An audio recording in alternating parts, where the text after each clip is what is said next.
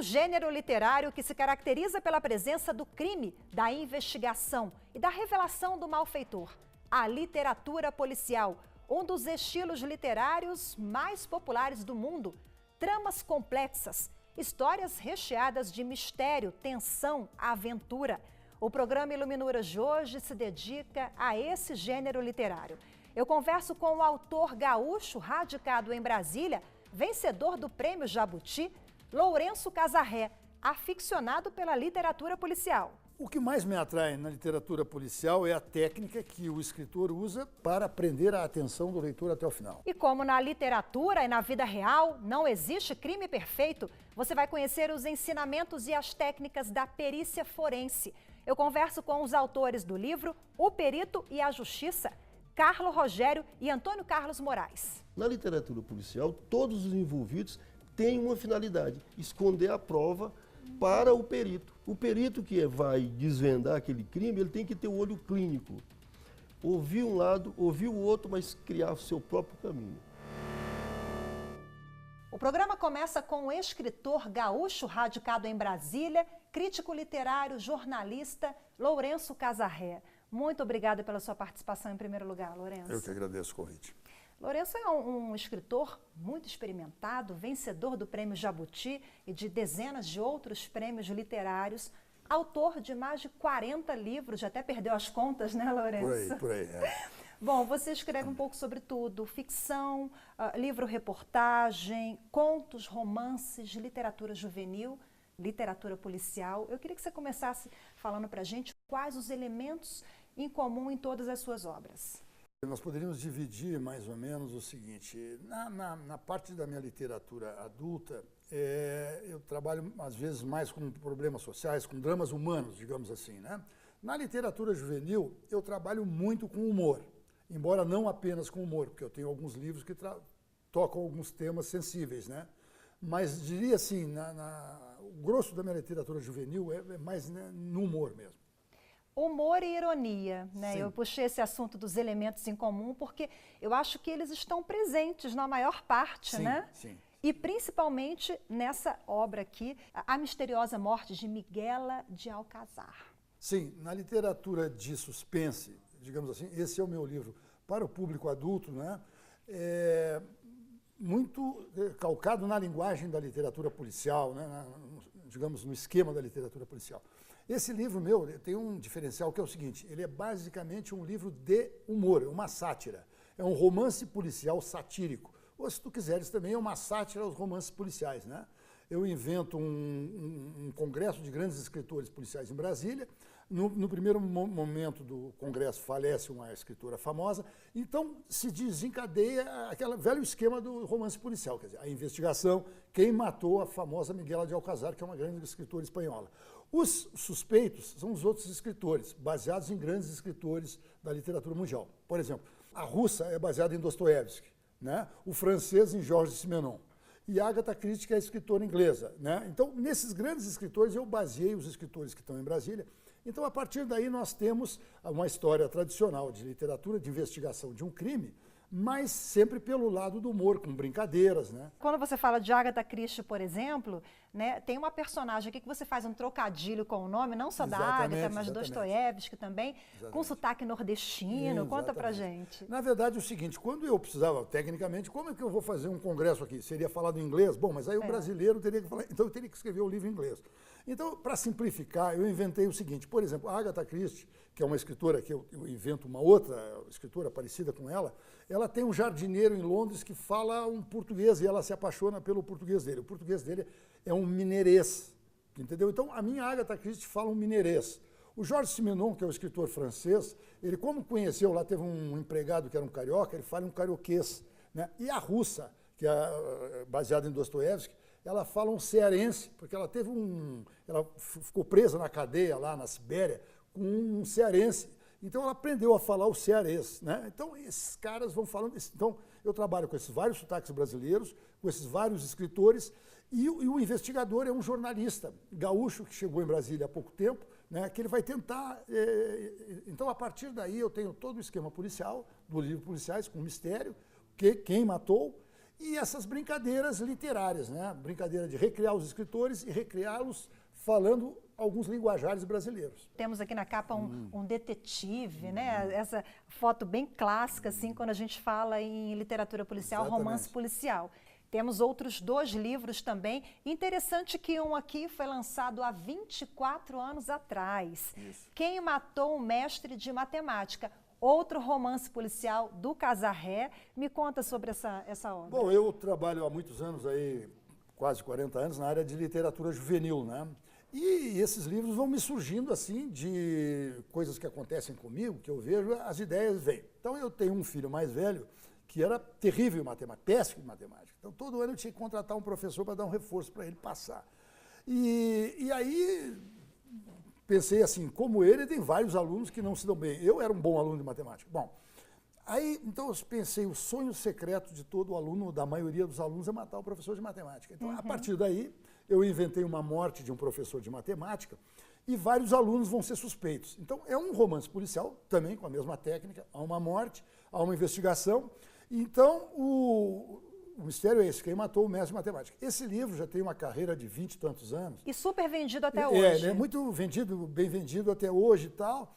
E por isso, quando eu vou no colégio lá, que eu vou dar palestra e tal, os caras, ó, o professor de matemática aqui ali, tu entendeu? Então tem sempre uma brincadeira. Passados quase 20 anos desse livro, eu comecei a escrever uma história meio policial, passada numa livraria, e aí então, como eu ia sair num livro adulto, acabou não saindo, eu transformei um conto meio policialesco numa livraria, transformei nesse meu livro aí, A Fabulosa Morte do Professor de Português. Que esse aqui é de 2013. 2013. Os alunos que não querem matar o de matemática, querem matar o de português, entendeu? Então eu fechei o ciclo. Então esse livro foi publicado quase 20 anos depois e também é um livro que tem uma boa vendagem nessa área juvenil, né? Que são muitos livros adotados em colégio, né?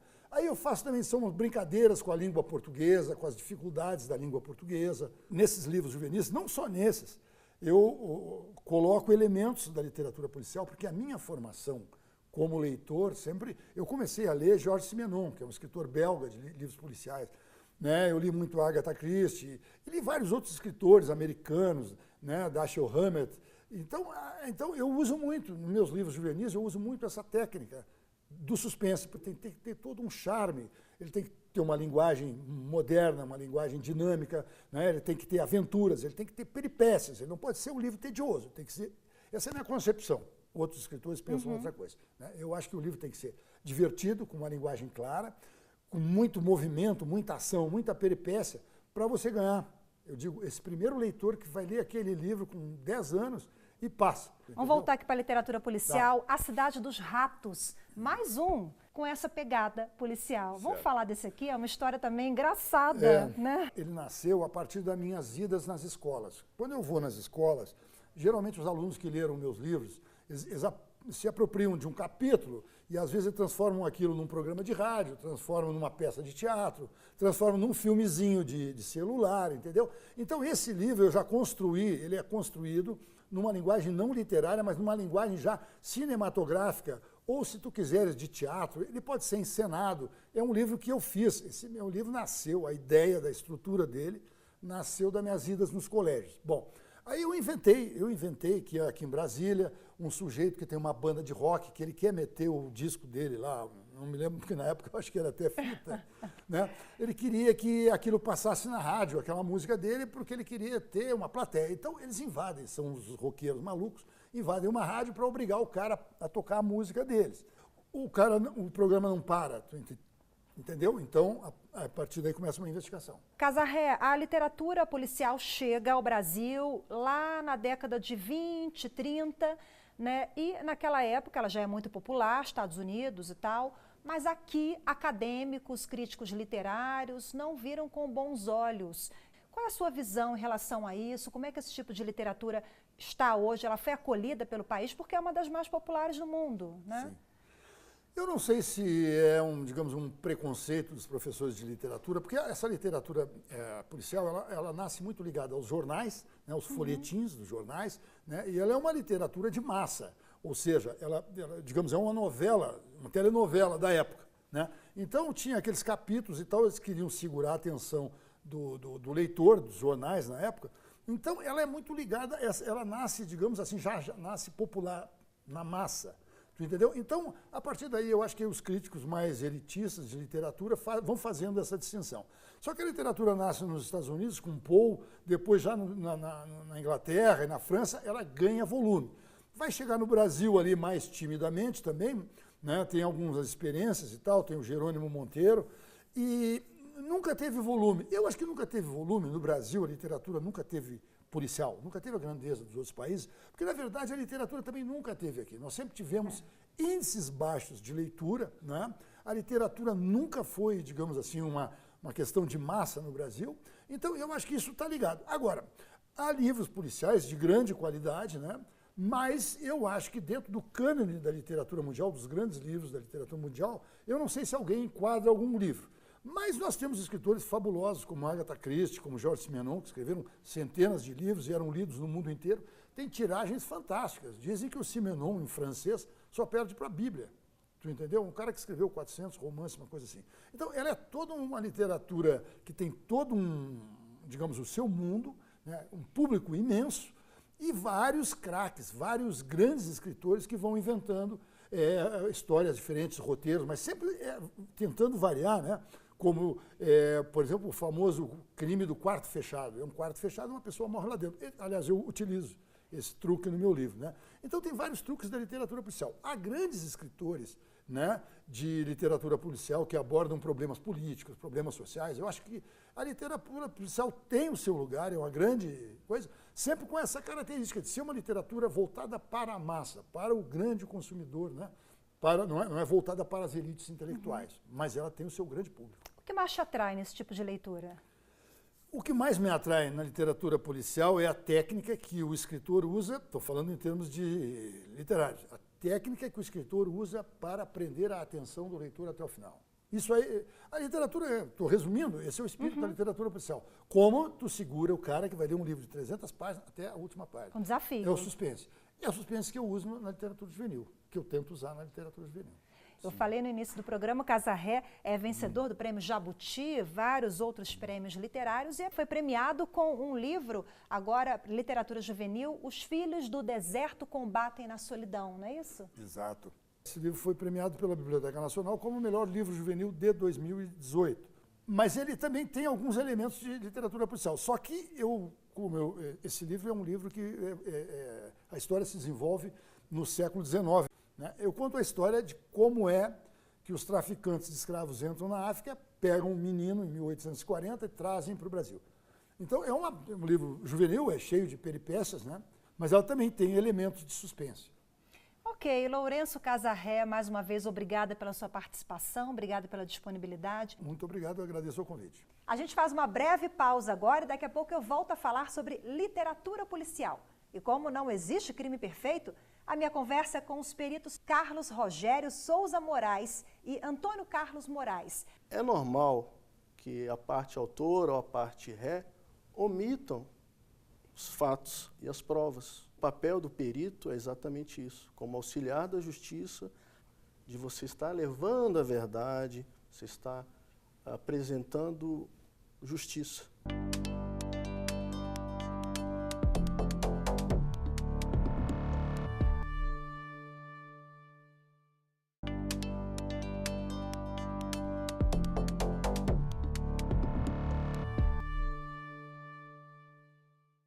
Estamos de volta com o programa Iluminuras sobre literatura policial, um gênero literário onde não podem faltar o crime, a investigação e, claro, a identificação do criminoso, do assassino, do malfeitor.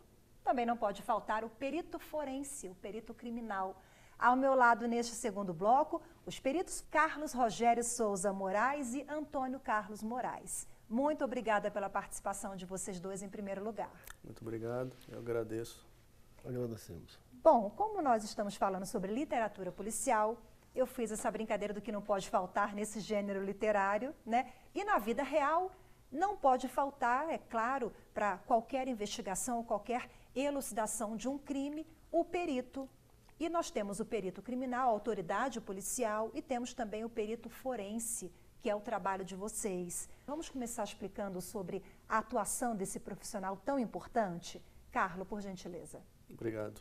O perito ele é um auxiliar da justiça e a função dele ela passa a ser necessária quando os fatos jurídicos, as elucidações, elas são ocultas.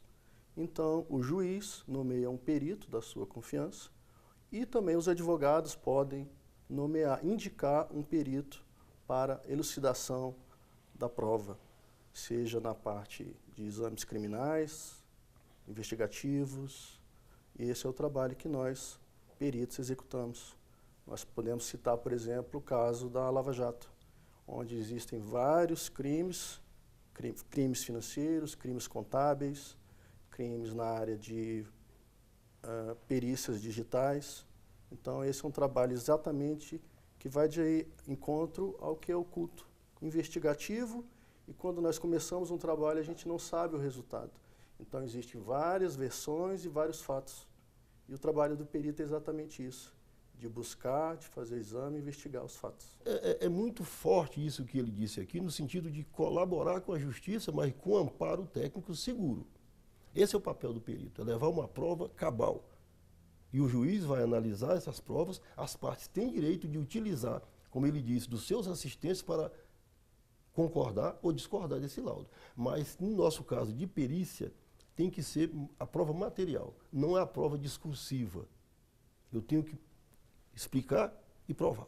Esse exemplos, documentos, né, por exemplo, Isso. fotografias, quais Sim, elementos para comprovar de fato um crime? Veja bem, o artigo 212 do Código Civil, ele apresenta dos fatos jurídicos 5 tipos de prova. O documento, a testemunha, a confissão, a perícia e a própria condição a presunção do juiz. Se você analisar, os 3 primeiros contemplam a perícia. A perícia contempla o documento, contempla a confissão, contempla a testemunha, a prova testemunhal. Então, ela é a prova. Aqui, no STF, o ministro Paulo Brossard disse com muita segurança que a perícia é a rainha das provas, porque ela contempla o documento, a confissão e a testemunha. Então, ela tem uma conotação muito mais forte, porque a testemunha pode negar, ela pode mentir. A confissão é dita na polícia, no Ministério Público, e quando chega em frente ao juiz, ele diz, olha, eu disse porque eu estava sob pressão. Quer dizer, ela não tem uma segurança como tem a perícia. A perícia, ela é direta. E a gente tem que ter essa segurança de levar uma verdade à justiça. Por quê? Da nossa mão pode estar sendo transferido indevidamente bens patrimoniais. E no caso dos peritos criminais, condenações. E um juiz condena alguém a muitos anos de reclusão, despropria seu patrimônio por um laudo mal feito de um perito, isso é inaceitável. Por isso é que nós escrevemos esse livro, O Perito e a Justiça. Vamos falar sobre esse livro, claro? Esse livro, ele tem uma finalidade de orientar, não juridicamente, mas tecnicamente, os peritos, operadores do direito, juízes, professores e estudantes, ou seja, quem estiver atuando no processo. Vocês usaram uma linguagem técnica, claro, de acordo com o universo técnico de vocês, mas de fácil apreciação para um estudante que está começando ali, quer aprender técnicas? Sim, para quem o livro ele teve essa finalidade, para quem quer se tornar perito, seja perito na área médica, perito de engenharia, perito de psicologia, e são elencados todos os artigos do Código de Processo Civil, Código Penal, mas o linguajar é um linguajar que é apropriado a todos os alunos. Como vocês se enxergam nessa retratação ou em livros, na literatura ou séries de televisão? A vida imita a arte imita a vida? Isso, ele é bem instigativo.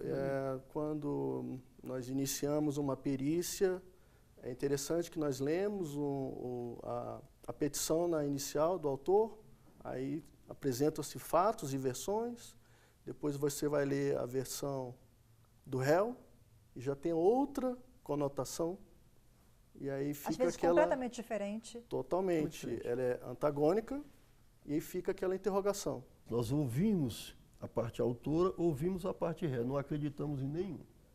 Por quê? Vai da inteligência de escrever dos dois. O que nos interessa são as provas. Nós ouvimos as partes, aí vem a literatura policial. Na literatura policial, todos os envolvidos têm uma finalidade: esconder a prova para o perito. O perito que vai desvendar aquele crime, ele tem que ter o olho clínico. Ouvir um lado, ouvir o outro, mas criar o seu próprio caminho. O Código de Processo Civil nos orienta e nos dá poderes de arrecadar provas. Isso é muito importante. Essa arrecadação de prova, ela tem que ser feita em função do objeto da discussão. A gente pega muita coisa dos filmes e traz para nosso momento, os livros policiais, então, nosso momento. Por que ele está querendo nos enganar? Ninguém quer apresentar uma prova que seja contra ele. Ele vai esconder a prova. E você tem que saber. Mas perguntou, não perguntou, o juiz pergunta, a outra parte pergunta, isso não é tudo. Eu tenho que ter a minha visão de perito, até de policial, para verificar, você está mentindo? Será que está? Como está? Se escondeu essa prova, uma única prova pode ser a prova que precisa.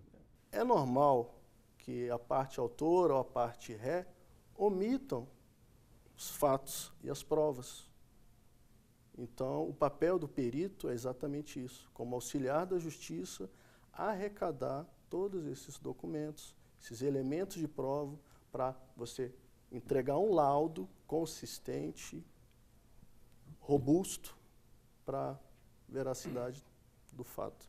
Levar a verdade, levar a justiça e, como a gente colocou no livro, a paz social, que esse também é o nosso objetivo. O programa está quase chegando ao fim, mas antes de terminar eu vou pedir licença aos senhores, porque nós vamos conferir agora o quadro Minuto Literário com o nosso consultor literário, Paulo Paniago.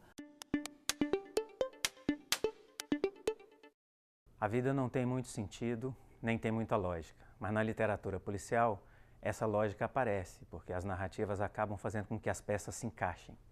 Desde que foi criada no século XIX, pelo Edgar Allan Poe, a literatura policial tem crescido no número de leitores exponencialmente, passando pelos grandes clássicos como Dashiell Hammett, Raymond Chandler, Rex Stout, Georges Simenon, até a dona Agatha Christie, que é uma especialista nesse gênero. O Brasil tem lá seus autores, como o Rubem Fonseca, o Luiz Alfredo Garcia Rosa, e vai muito bem nesse gênero. Eu gosto muito quando se brinca com as possibilidades. Por exemplo, um escritor americano chamado Lawrence Block criou um personagem, Bernard Rodenbach, que durante o dia é dono de um sebo e à noite ele é um ladrão. Normalmente tem um crime que parece apontar para ele e acaba que ele se torna, sendo ladrão, ele se torna um investigador. É o que é muito interessante nessas histórias. A própria Agatha Christie tem uma narrativa muito curiosa em que o narrador é o culpado pelo crime.